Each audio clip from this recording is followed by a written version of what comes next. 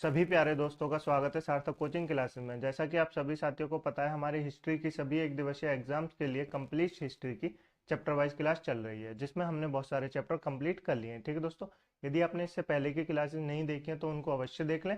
उसकी लिंक मैंने आपको नीचे डिस्क्रिप्शन में दे दी है। ठीक है दोस्तों, वहां जाके आप उन क्लासेस को देख सकते हैं। ठीक है दोस्तों, इससे पहले की क्लास जो हमने की थी वो की थी सिंधु घाटी सभ्यता का प्रारंभ, यानी सिंधु घाटी सभ्यता कहाँ से प्रारंभ हुई थी, उसका समय क्या था, वो हमने की थी। ठीक है दोस्तों, आज जो है हम उसी को कंटिन्यू करेंगे और आज जो हमारी सिंधु घाटी सभ्यता है हम उसको खत्म कर देंगे। ठीक है दोस्तों, अगली क्लास में हम एक नया चैप्टर पढ़ेंगे। तो आज जो है आज हमारी सिंधु घाटी सभ्यता कंप्लीट हो जाएगी। ठीक है दोस्तों, तो इस क्लास को पूरा देखिएगा। मुझे उम्मीद है आपको क्लास अच्छी लगेगी। यदि आपको क्लास अच्छी लगे तो वीडियो को लाइक करना, दोस्तों में शेयर करना और नीचे कमेंट करके जरूर बताना कि आपको क्लास कैसी लगी। आप कुछ सुझाव देना चाहते हैं तो उनके बारे में भी अवश्य बताएं। ठीक है दोस्तों, चलिए अपनी क्लास स्टार्ट करते हैं। लेकिन उससे पहले जो दोस्त प्यारे नए हैं वो चैनल को सब्सक्राइब कर लेंगे, वीडियो को लाइक कर देंगे, दोस्तों में शेयर कर देंगे। ठीक है दोस्तों, चलिए अपनी क्लास स्टार्ट करते हैं। देखिए दोस्तों, सबसे पहले जान लेते हैं हमने पुरानी क्लास जो थी उसमें क्या क्या पढ़ा था, उसको एक बार रिवाइज कर लेते हैं। जाके आपको ये पूरा जो कंप्लीट चैप्टर है सिंधु घाटी सभ्यता एक ही क्लास में आपको मिल जाए। मैं आपको मोटी मोटी हेडिंग बता देता हूँ कि हमने पिछली क्लास में क्या पढ़ा था। तो दोस्तों सबसे पहले हमने जो जाना था वो जाना था सिंधु घाटी सभ्यता का काल क्या था। ये आपको याद रखना है। 2400 से कितना था, 2400 से 1750 था। कितना था, 2400 से 1750 बीसी था। ठीक है दोस्तों, ये आपको याद रखना है। और यह एक कैसी सभ्यता थी, तो यह एक नगरीय सभ्यता थी, प्राग ऐतिहासिक सभ्यता थी और कांस्य युगीन सभ्यता थी। ठीक है दोस्तों, ये आपको हमने कल बताया था। उसके बाद हमने जाना था दोस्तों कि सिंधु घाटी सभ्यता का नामांकन कैसे हुआ। तो आपको मैंने सबसे पहले बताया था राय बहादुर दयाराम साहनी ने सन 1921 में रावी नदी के किनारे जब हड़प्पा की खोज की थी तो इसका नाम रखा हड़प्पा सभ्यता। क्या रखा, हड़प्पा सभ्यता। उसके बाद राखलदास बनर्जी ने जब सन 1922 में सिंधु नदी के किनारे मोहनजोदड़ो की खोज की तो उसके बाद इन्होंने पता लगाया कि ये जो सारे शहर हैं, मतलब लगभग जितने शहर हैं, ये सब सिंधु नदी के किनारे हैं। किसके किनारे, सिंधु नदी के किनारे। तो इसका नाम रख दिया गया सिंधु घाटी सभ्यता। क्या रख दिया गया, सिंधु घाटी सभ्यता। ठीक है दोस्तों, इसलिए इसका नाम सिंधु घाटी सभ्यता पड़ गया। उसके बाद दोस्तों हमने जाना सिंधु घाटी सभ्यता का सबसे जो उत्तरी छोर है वो क्या है, तो आपको बताना है मांदा, जम्मू कश्मीर।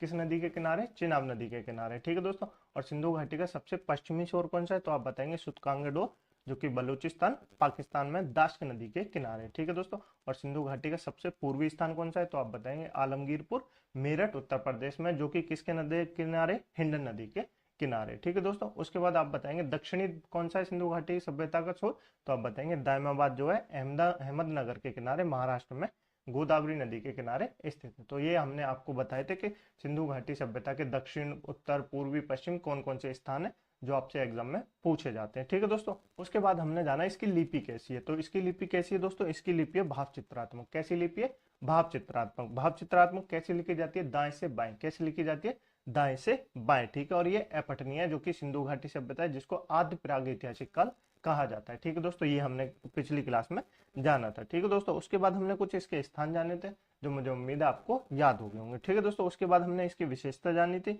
वो भी आपको याद होंगी कि एक नगरीय विशेषता है इसमें। ठीक है दोस्तों, नालियों की अच्छी व्यवस्था थी, पक्की ईंटें थी। ठीक है दोस्तों, ये सब हमने जाना था। ठीक है दोस्तों, उसके बाद हमने कृषि और पशुपालन जाना था। कृषि और पशुपालन में क्या जाना था, जुते हुए खेत के साक्ष्य कहाँ से मिलते हैं दोस्तों, जुते हुए खेत के साक्ष्य कालीबंगा से मिलते हैं। कहाँ से मिलते हैं, कालीबंगा से मिलते हैं। उसके बाद हमने जाना था इनकी प्रमुख फसल कौन सी थी, तो आप बताएंगे फसल थी गेहूं और जौ। कौन सी थी, गेहूं और जौ। ठीक है दोस्तों, चावल के साक्ष्य कहाँ से मिलते हैं, चावल के साक्ष्य मिलते हैं लोथल और रंगपुर से। कहाँ से मिलते हैं, लोथल और रंगपुर से। ठीक है दोस्तों, उसके बाद हमने क्या जाना, उसके बाद इनके पशुपालन जाना। जो इनके पशुपालन था वो था भैंस और बैल। क्या थे, भैंस और बैल। ठीक है दोस्तों, उसके बाद हमने इनके वो जाने के घोड़े के प्रमाण कहाँ से मिलते हैं, सुतकांगेडोर और कालीबंगा से इनके घोड़े के साक्ष्य मिलते हैं। ठीक है दोस्तों, पिछली क्लास में हमने ये जाना, तो मुझे उम्मीद है आपको ये सब याद होंगे। ठीक है दोस्तों, अब आज की क्लास स्टार्ट कर लेते हैं। अब जो कंटिन्यू करते हैं उसको जान लेते हैं, क्योंकि आज सिंधु घाटी सभ्यता हमारी कंप्लीट हो जाएगी।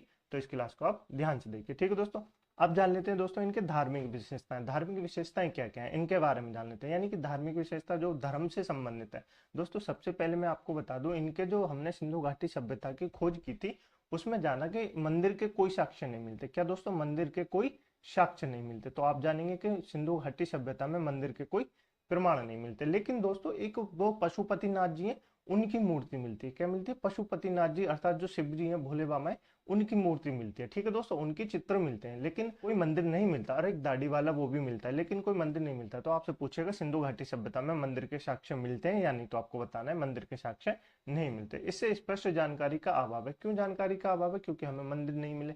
फिर भी वहां पे किसकी मूर्ति मिलती है? पशुपतिनाथ की मूर्ति मिलती है। तो इससे ये सोचा जाता है कि मंदिर क्यों नहीं मिले। जब पूजा करते हैं तो मंदिर तो होने चाहिए। तो इसकी जो जानकारी है वो स्पष्ट जानकारी नहीं है। ठीक है दोस्तों, उसके बाद मंदिर के अवशेष नहीं मिलते, जो मैंने आपको बताया। उसके बाद हम जानेंगे मातृ देवी, यानी उर्वरता देवी जो होती है, फर्टिलाइज की दो देवी होती है, उनकी पूजा की जाती थी। किसकी दोस्तों? मातृ देवी की पूजा की जाती थी। और ये कैसा समाज था दोस्तों? मातृ सत्तात्मक समाज था। कैसा समाज था दोस्तों? मातृ सत्तात्मक समाज था। अब मातृ सत्तात्मक समाज कैसा होता है? जैसे दोस्तों पितृ सत्तात्मक समाज होता है ना, पितृ सत्तात्मक समाज कैसा होता है? जो अब चल रहा है, क्या दोस्तों? जो अब चल रहा है वो क्या होता है? पितृ सत्तात्मक समाज होता है। जहां पे निर्णय लेने के क्षमता किसके पास हो? पुरुष के पास हो, उसको कहते हैं पितृ सत्तात्मक समाज। और जहां पे निर्णय लेने की शक्ति स्त्री के पास हो, उसको क्या कहते हैं? उसको कहते हैं मातृ सत्तात्मक समाज। क्या कहते हैं? मातृ सत्तात्मक समाज। ठीक है दोस्तों, तो आप ये याद रखेंगे। सिंधु घाटी सभ्यता के बाद ये सिर्फ एकमात्र ऐसा हुआ जहां पे मातृ सत्तात्मक समाज था। उसके बाद जो दोस्तों अब तक है, जो आप जानेंगे अब तक क्या है, पितृ सत्तात्मक समाज चलता है। ठीक है दोस्तों, तो आप ये याद रखेंगे। उसके बाद है दोस्तों वृक्ष पूजा और शिव पूजा के साक्ष्य मिलते हैं। देखिए दोस्तों, वृक्ष की पूजा की जाती है, यानी ये जो सिंधु घाटी सभ्यता के लोग हैं वो प्रकृति की पूजा करते हैं। किसकी पूजा करते हैं? प्रकृति की पूजा करते हैं। ये देखिए, उर्वरता देवी की पूजा करते हैं, वृक्ष की पूजा करते हैं। तो ये सब क्या है? ये प्रकृति के जो वो हैं उनकी पूजा करते हैं, मतलब प्रकृति को ज्यादा मानते हैं। ठीक है दोस्तों, शिव की पूजा के साक्ष्य मिलते हैं, लेकिन यहाँ कोई मंदिर नहीं मिलता। तो आपको ये नोट रखना है। कवड़ वाला सांड जो है, कुवड़ वाले सांड, देखो दोस्तों, ये जो मिल रहा है ना, कोवड़ वाला सांड। कोवड़ वाला सांड क्या होता है दोस्तों? जिसको हमारे यहाँ पे क्या कहा जाता है? नंदी कहा जाता है। क्या कहा जाता है दोस्तों? नंदी कहा जाता है। उसको कहते हैं कुवड़ वाले सांड। आज जिसकी हमारे यहाँ आज भी उनकी पूजा की जाती है, उनके चित्र आपको दिख रहे हैं, तो उनको कहते हैं कुवड़ वाले सांड के साक्ष्य भी यहाँ से प्राप्त होते हैं। तो देखिए दोस्तों, पशुपतिनाथ की भी मूर्ति मिल रही है, सांड की, एक कुवड़ वाले सांड की भी मूर्ति मिली है। तो क्या लगाया जाता है कि ये जो भोले बाबा के पुजारी थे, मतलब ये भोले बाबा की पूजा करते थे। ठीक है दोस्तों, उसके बाद दोस्तों मोहनजोदड़ो में दाढ़ी वाले पुजारी मिलता है। क्या मिलता है? दाढ़ी वाला पुजारी मिलता है। पुजारी तो पूज मंदिर में ही होते हैं, तो पुजारी मिलता है, लेकिन मंदिर नहीं मिलता। देखिए दोस्तों, ये जो दाढ़ी वाला पुजारी ना, ये मिलता है। ठीक है दोस्तों, उसके बाद दोस्तों पशुपतिनाथ की मोहर मिलती है। दोस्तों जो ये मैंने आपको दिखाई, ये पशुपतिनाथ जी बीच में बैठे हैं, इनके पास कुछ वो है दोस्तों, सांप भिक्षु जो भी है। ठीक है दोस्तों, उसके बाद देखो मोहनजोदड़ो से प्राप्त होती है। कहाँ से प्राप्त होती है पशुपतिनाथ की मोहर? मोहनजोदड़ो से प्राप्त होती है। ठीक है दोस्तों, इनके जो चारों ओर है वो हाथी है, गेंडा है, चीता है, भैंस है। ये सब क्या है? ये सब इनके चारों ओर है। क्या है दोस्तों? ये सब इनके चारों ओर हो। तो आप ये याद रखेंगे। ठीक है दोस्तों, पशुपतिनाथ की मोहर कहाँ से प्राप्त होती है?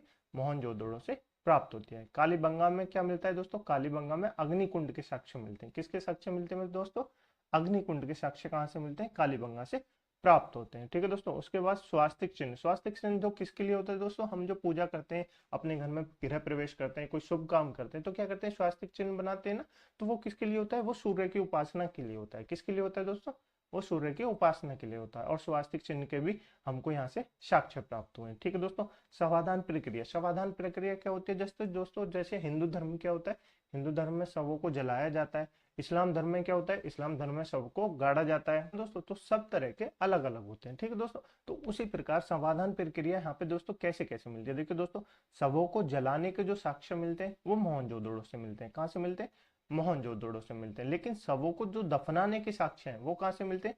वो हड़प्पा सभ्यता से मिलते हैं। कहाँ से मिलते हैं? वो हड़प्पा से मिलते हैं। देखिए दोस्तों, तो आपको लग रहा होगा कि मोहनजोदड़ो में अलग साक्ष्य मिलते हैं और हड़प्पा में अलग साक्ष्य मिलते हैं। जो मैंने आपको बताया ना, अलग अलग रोग भी रहते थे, तो अलग अलग तरह के वहां पे साक्ष्य मिलते हैं। ठीक है दोस्तों, युगम में से समाधियां भी मिलती हैं। युगम में समाधियां मतलब दोस्तों, दो जोड़े हैं, पति पत्नी है, उनकी समाधियां एक साथ मिल रही हैं, उनको जो अच्छे वस्त्र लगते थे, जो गहने लगते थे, उनको उनके साथ दफना दिया है। तो ये सब युगम की जो समाधि है वो भी मिलती है। और ये कहाँ से मिलती है? ये लोथल और कालीबंगा से मिलती है। लोथल और कालीबंगा से मिलती है। लोथल कहाँ पर है दोस्तों? ये सब आपको याद होगा, लोथल गुजरात में। कालीबंगा कहाँ पर है? कालीबंगा राजस्थान में है। ठीक है दोस्तों, तो आपको इतना याद रखना है। मैं बताऊं आपको क्या क्या याद रखना है इंपॉर्टेंट। देखिए दोस्तों, आपको याद रखना है, इनमें जो हड़प्पा सभ्यता थी उसमें मंदिर के साक्ष्य नहीं मिलते। मातृता देवी, उर्वरता देवी की पूजा करते थे ये दो। और मातृ सत्तात्मक समाज था। कैसा समाज था दोस्तों? मातृ सत्तात्मक समाज था। ठीक है दोस्तों, वृक्ष की पूजा करते थे और शिव की पूजा के साक्ष्य प्राप्त होते हैं। ठीक है दोस्तों, कुवड़ वाले सांड के भी प्राप्त होते हैं सिक्के। ठीक है दोस्तों, उसके बाद जो मोहनजोदड़ो से दाढ़ी वाला पुजारी के भी साक्ष्य मिलते हैं। दाढ़ी वाले जो पुजारी है उसकी मूर्ति मिलती है। तो आप ये याद रखेंगे, ये पूछा जाता है एग्जाम में, दाढ़ी वाले पुजारी की मूर्ति कहाँ से प्राप्त हुई है, तो आप बताएंगे मोहनजोदड़ो से प्राप्त हुई है। कहाँ से प्राप्त हुई है? मोहनजोदड़ो से प्राप्त हुई है। ठीक है दोस्तों, पशुपतिनाथ की मोहर कहाँ से प्राप्त हुई है? तो पशुपतिनाथ अर्थात भोले बाबा की मूर्ति प्राप्त हुई है मोहनजोदड़ो से। कहाँ से प्राप्त हुई है? मोहनजोदड़ो से। ठीक है दोस्तों, इनके चारों ओर हाथी, गैंडा, चीता और भैंसे हैं। क्या दोस्तों? इनके चारों ओर हाथी, गैंडा, चीता और भैंसे हैं। ठीक है दोस्तों, कालीबंगा से हमसे अग्निकुंड के साक्ष्य मिले। क्या मिले? अग्निकुंड के साक्ष्य मिले। स्वास्तिक चिन्ह भी मिला जो कि सूर्य की उपासना के लिए किया जाता है। और समाधान प्रक्रिया भी अलग अलग तरह की मिली है, यानी मोहनजोदड़ो से शवों को जलाने के साक्ष्य मिले, वहीं हड़प्पा से मिले शवों को दफनाने के साक्ष्य मिले, युग्म में समाधियां मिली हैं जो कि लोथल और कालीबंगा से प्राप्त होते हैं। ठीक है दोस्तों, तो आप इतना याद रखेंगे। चलिए आगे चलते हैं, अब जान लेते हैं दोस्तों इनका यातायात यानी ट्रांसपोर्टेशन कैसा था, यानी कि यातायात कैसा था दोस्तों। देखिए दोस्तों, यातायात दो तरह का था। एक तो था रास्ता वाला यात्रा, क्या था? जो स्थल से प्राप्त किया जाता था, जिसमें दोस्तों स्थल से जो से जमीन से चाहते थे तो क्या होता था, इसमें किसका प्रयोग करते थे? ये लोग करते थे बैलगाड़ी का प्रयोग। किसका करते थे? बैलगाड़ी और भैंस गाड़ी का प्रयोग करते थे, जो कि स्थल वाले यात्रा से किया जाता था। ठीक है दोस्तों, दूसरा जो इनका यात्रा किया जाता था, दूसरा जो इनका यातायात था वो था जलमार्ग वाला। कौन सा था? जलमार्ग वाला। देखिए दोस्तों, आप जाने कि जलमार्ग वाला इतनी पुरानी सभ्यता, लगभग 5000 साल पुरानी सभ्यता से जलमार्ग का भी रास्ता होता है। ठीक है दोस्तों, तो ये कितनी वेल साइडेड सभ्यता थी ये आप समझ सकते हैं। जलमार्ग वाला जो रास्ता था वो क्या था दोस्तों, जिससे हमको कैसे पता चलता है जलमार्ग का भी इनके पास रास्ता था?